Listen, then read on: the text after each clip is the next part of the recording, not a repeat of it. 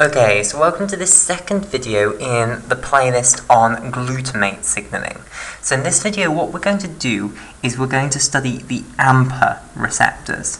Okay, standing, remember, for the chemical AMPA, which is an agonist for these AMPA receptors.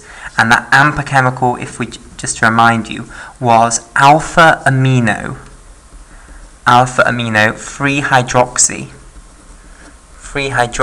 5-methyl 4-isoxazole propionic acid. Okay, so it's a molecule which binds to these AMPA receptors and causes them to change conformation and then open. Okay, so in this video what we want to do is we want to study this category of ionotropic receptors for glutamate, and we want to study their structure to start off with. So the structure of an AMPA receptor, it's made up of 4 subunits basically. So it's made up of 4 subunits which combine together to make a tetramer. This tetramer is the pore-forming unit. It has a pore down the middle which allows monovalent cations or a few divalent cations, but mainly monovalent cations, to move through it. So it's made up of 4 of these proteins. So there are 4 separate polypeptides making up each AMPA receptor. So 4 polypeptides, or 4 proteins making up this AMPA receptor. Okay, and the choice for each of these, there are 4 genes which code for polypeptides which can function as this subunit of the AMPA receptor. So for each subunit, there are 4 choices. For each subunit, there are 4 genes. So basically, there are 4 genes which code for these subunits which we can use to construct this AMPA receptor. And basically they are the GLU for glutamate, A for AMPA 1, then you have the GLU A2, then you have the GLU A3, and finally the GLU A4. So there are 4 genes. Each of these is a gene which makes a protein, also called GLU A1 or GLU A2 or GLU A3 or GLU A4. And this protein we can then use to build an AMPA receptor. Okay, so the AMPA, these proteins have to assemble into tetramers, basically, to make a functional AMPA receptor. Right, so they cannot just combine in any old way. It's very much so like voltage-gated potassium channels, where only certain combinations are actually allowed. So you can make homotetramers or you can make heterotetramers. And basically, if you make a homotetramer, what that means is that in each of these 4 positions, you put the same protein, basically. So you might put 4 GLU A1s together. You might put 4 GLU A2s together. You aren't actually allowed, we don't find in nature homotetramers of GLU A3, but we do find homotetramers of GLU A4. So you can make homotetramers where you use the same protein in all 4 sockets, if you like, to make your AMPA receptor. So you make your AMPA receptor out of the same protein which you use 4 times to construct this pore-forming unit of the AMPA receptor. Okay? Or you can make heterotetramers. Now, if you make a heterotetramer, then you only use 2 different ones. You can't use 3 different ones. You can't use 4 different ones. So you can't say, okay, I'm going to have one of these, one of these, one of these, one of these. No, you can only use 2.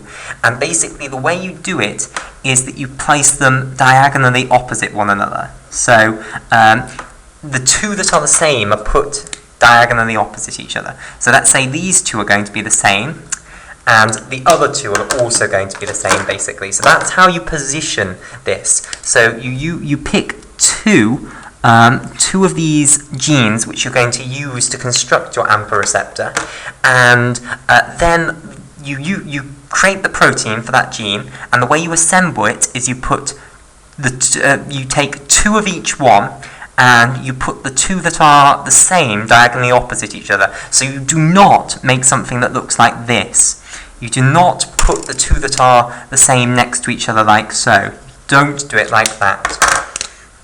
That's not allowed. They have to be diagonally opposite each other. So if you make a heterotetramer, you only use two different ones, and for each of them you use two proteins in the tetramer, and they have to be diagonally opposite each other. So not like this, like this. Okay, so that's how you can construct heterotetramers and homotetramers. So that leads to quite a bit of versatility, you can imagine, in the different AMPA receptors that you can construct. Now, just like the GluA3 homotetramer was not allowed, certain heterotetramers are not allowed. And there's a very nice little diagram that shows you which tetramers are allowed, basically.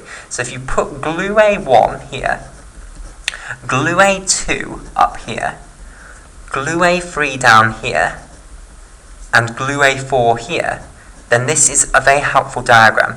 Connect each one up like so, and then put a node in the middle. And basically what this shows is the heterotetramers you are allowed to form.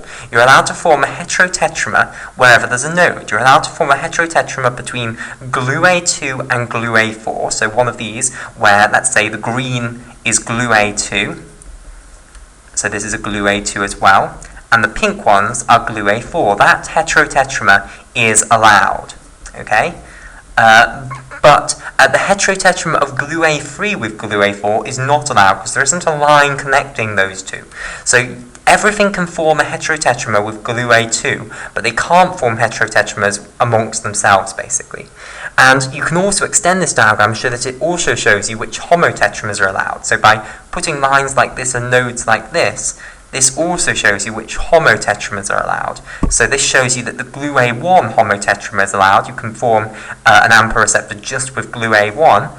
This shows you that you can form a homotetramer just with GluA2, where you put GluA2s in every single one of these sockets, basically.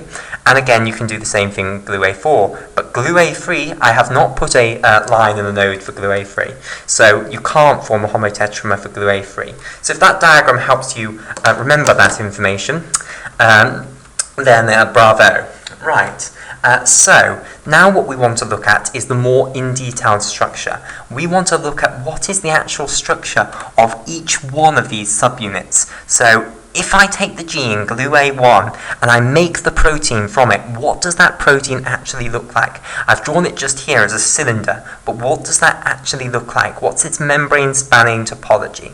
Okay, so let's have a look at the structure of each subunit then. Structure of a subunit. Right. So the structure of each one of these subunits is as follows. The amino terminus of the polypeptide is extracellular. So if this is the phospholipid bilayer, the way in which the polypeptide spans the domain, the membrane spanning topology, is as follows. You start off with the amino terminus extracellularly. So this is the extracellular compartment out here, and this is the intracellular compartment down here. Okay, so the amino terminus over here is extracellular, which is unusual. Okay, so the amino terminus is extracellular. Then you have the first membrane spanning domain known as M1. Okay, then it comes back round and forms a loop that doesn't quite span the whole membrane. This loop is known as M2.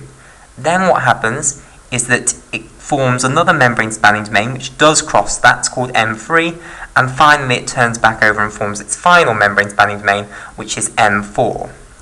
Now, this portion here of M3, of the polypeptide after M3, that associates with this portion of the polypeptide here before you even started M1. And basically they form the ligand binding domain. Okay, so these two bind together and form a really important portion of the protein known as the ligand binding domain, and that's basically where glutamate is going to bind. So ligand binding domain, or it's often abbreviated to LBD, so is equal to LBD. Right, you also have the carboxyl terminus down here, and another important region is a region just here, after the portion of this loop that combines with the N-terminus to form the ligand binding domain. You have a region called the flip-flop region, which I'll explain more about later. But basically that's a very variable region. Well, it's another place where you can get variation in this structure. So you might think, oh gosh, we've only got 4 genes, that doesn't give us a huge amount of variability for this protein. But the flip-flop region is another place where you can get increased variation, basically. Okay, right, so each one of these cylinders that I drew over here is one of these. So each one of these cylinders has its own ligand binding domain, and then we assemble 4 of these together to make the pore-forming unit of an AMPA receptor. Okay, so I'll leave it there, and we'll continue our discussion of AMPA receptors in the next video.